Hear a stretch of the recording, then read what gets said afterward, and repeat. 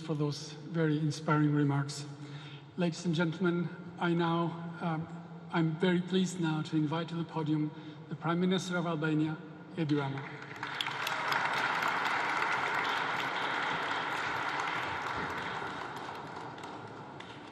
Thank you, Mr. President of the General Assembly, for your very kind words. As I understand, you are the boss of many here in the room who by their presence honor us. Ladies and gentlemen, dear friends, mbrëma të gjithë bashkëdhetarëve, joining the Security Council is an event of historic importance for Albania.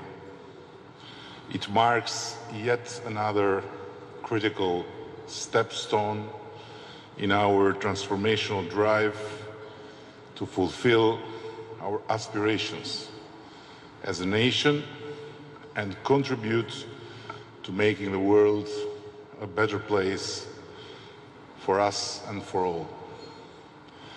Let me start by going off script and say it bluntly against the ambassador and everyone else's advice. If for anything else, but for such gathering like this one, where so many friends and distinguished guests are present to share this moment with us, I guess the Security Council's seat is worth. Thank you for being here. Only a wild imagination would have had the bravery to dream all this just 3 decades ago. And I even doubt that no wild imagination could have had the bravery to dream all this. At that time, Albania was a bunker in darkness. For almost half a century, it crawled under one of the most oppressive communist regimes in Europe, which made our country be, I need to say it, the North Korea of Europe. The dictatorship came crumbling because of the people's appeal to what human nature has as its inherent exigence: freedom, equality, democracy, and the rule of law. Many times the wheels of history move in odd directions. For us, Albanians, the awakening came rather late, but we kept our sight on the appealing light and have since moved in one single direction, that of freedom, democracy, human rights, dignity, development, and reform. Seeking our deserved place in the region and Europe has remained our compass ever since, even in the most difficult moments in our long and difficult road towards a democratic society, to the family we seek to join, the European family where we belong. The world has changed and transformed during the last 66 years, since the day we entered the United Nations. Many countries and societies have seen their life change profoundly, but I can say without doubt that Albania's transformation is one of the most remarkable and the most impactful.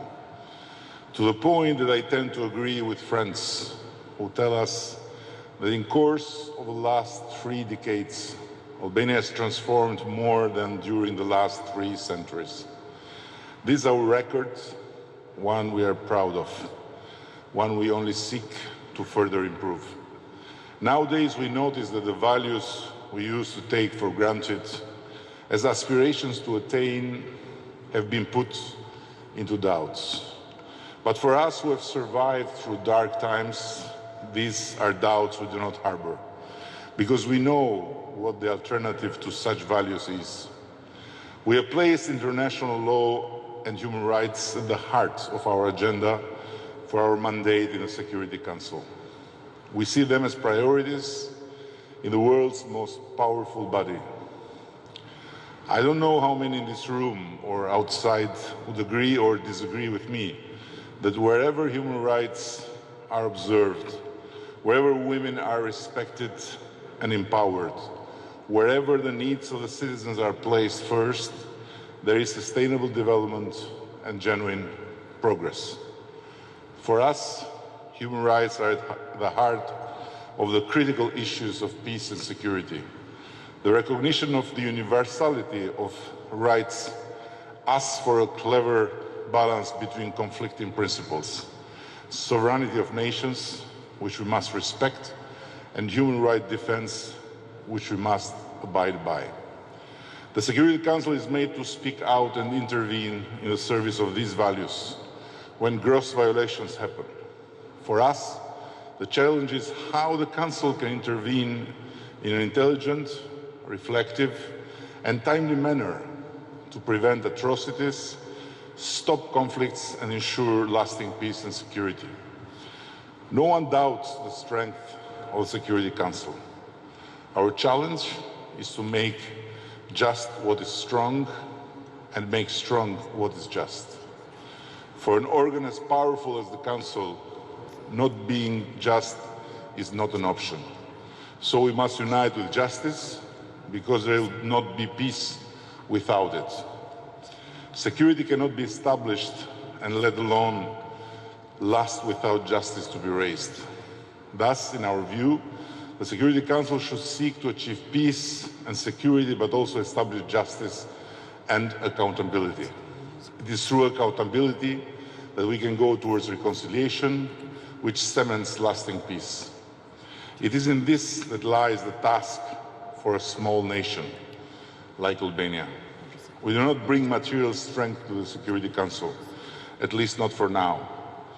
But strength is not what the Security Council lacks, nor is it sheer strength that is required for the Council to address the most pressing challenges to world peace and security today. We have committed to bring our voice, our values and norms in the shared work of the Security Council as a contribution to peace. We wish to share with others our lived experience, our lessons learned.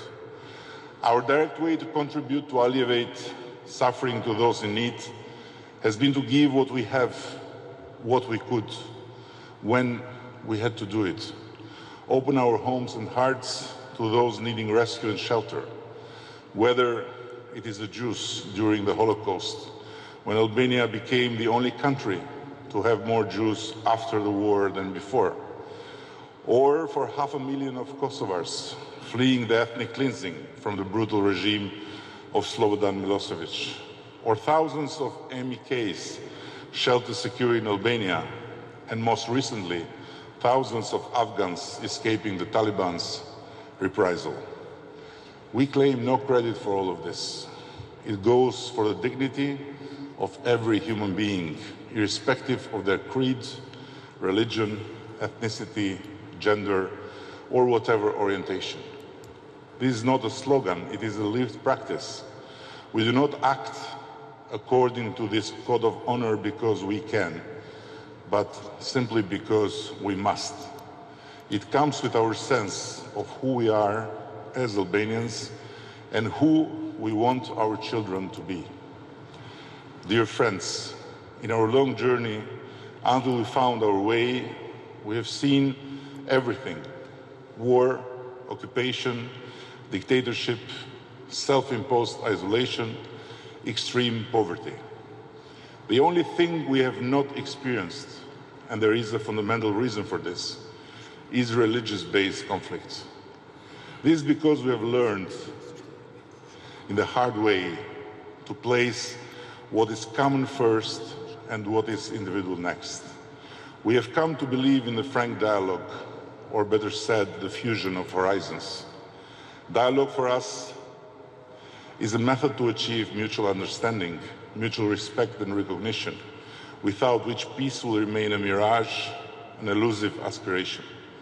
We'll be able to fight the root causes of violent conflict by recognizing the other in ourselves and ourselves in others. Ultimately, we are all a community of faith. Our future on this only and unique place called Earth is ultimately tied to our ability to understand and learn to live with our differences, with shared aspirations, in peace and dignity.